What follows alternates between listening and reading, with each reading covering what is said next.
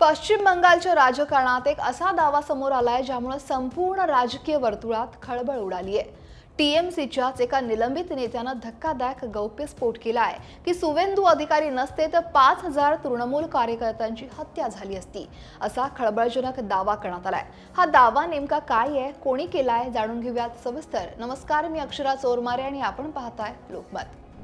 पश्चिम बंगाल विधानसभा निवडणुकीचा निकाल लागल्यानंतर खरं तर राज्यात मोठ्या प्रमाणात हिंसाचार उसळलेला।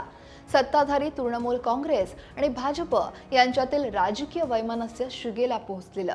अनेक ठिकाणी राजकीय कार्यालय, घरं आणि कार्यकर्त्यांना लक्ष्य करण्यात येत होतं। या हिंसाचारात अनेकांचे प्राण गेले तर मोठ्या प्रमाणात मालमत्तेचं सुद्धा नुकसान झालं।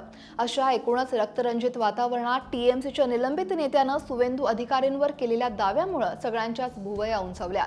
रिजू दत्ता यांनी फक्त सुवेंदू अधिकाऱ्यांचं कौतुक नाही केलं, त्यांनी टीएमसीच्या कार्यपद्धतीवर सुद्धा गंभीर प्रश्नचिन्ह उपस्थित केलेत।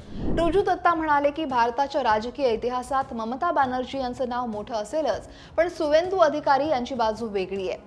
निवडणुकीच्या निकालानंतर 6 मेला सुवेंदू अधिकारी यांच्या पीएची हत्या झाली। जर त्या रात्री सुवेंदू अधिकारी यांनी सूड घेण्याची भाषा केली असती तर बंगालमध्ये किमान 5,000 तृणमूल काँग्रेस कार्यकर्त्यांची हत्या झाली असती। मात्र त्यांनी अत्यंत संयम दाखवत कोणालाही कायदा हातात न घेण्याचं आवाहन केलं आणि 5,000 कार्यकर्त्यांचे प्राण वाचवले। रिजू दत्ता यांनी ममता बॅनर्जी आणि अभिषेक बॅनर्जी यांच्यावरही टीकेची झोड उठवली। बाहेरच्या संस्थेनं संपूर्ण पक्षावर ताबा मिळवला, याची जबाबदारी दीदी आणि अभिषेक यांनी घ्यायला हवी, असं म्हणत त्यांनी आयपॅकवर सुद्धा निशाणा साधला। त्यांनी ममता बॅनर्जी किंवा अभिषेक बॅनर्जींवर थेट भ्रष्टाचाराचा आरोप नाही केला, पण खालच्या स्तरावरील कॅडरमध्ये मोठ्या प्रमाणावर भ्रष्टाचार झाल्याचं त्यांनी म्हटलं। पक्षाची प्रतिमा मलिन केल्याचा ठपका ठेवत तृणमूल काँग्रेसनं रिजू दत्ता यांना 6 वर्षांसाठी निलंबित केलंय। यावर रिजू दत्ता यांनी संताप व्यक्त केला आणि म्हणाले, मी फक्त खरं सांगितलं आणि म्हणून माझ्यावर कारवाई करण्यात आली।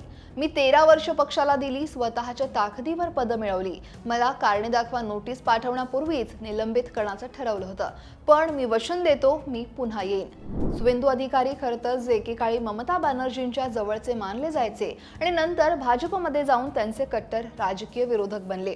त्यांच्याबद्दल टीएमसीच्याच एका निलंबित नेत्यानं असं विधान करणं, कौतुक करणं हे पश्चिम बंगालच्या राजकारणासाठी महत्त्वाचं वळण ठरू शकतं। सुवेंदू अधिकारी हे सध्या पश्चिम बंगालचे नवे मुख्यमंत्री आहेत। भाजप या दाव्याचा वापर आता टीएमसीला अडचणीत आणण्यासाठी करू शकतं, तर टीएमसीला या सगळ्यावर स्पष्टीकरण देणं भाग पडेल। या घटनेमुळे आता पश्चिम बंगालमधल्या राजकीय समीकरणं अधिक गुंतागुंतीची झाली आहेत। या धक्कादायक गौप्यस्फोटावर, दाव्यावर तुमचं मत काय आहे? कमेंट नक्की करा आणि लोकमत सबस्क्राईब करायला विसरू नका।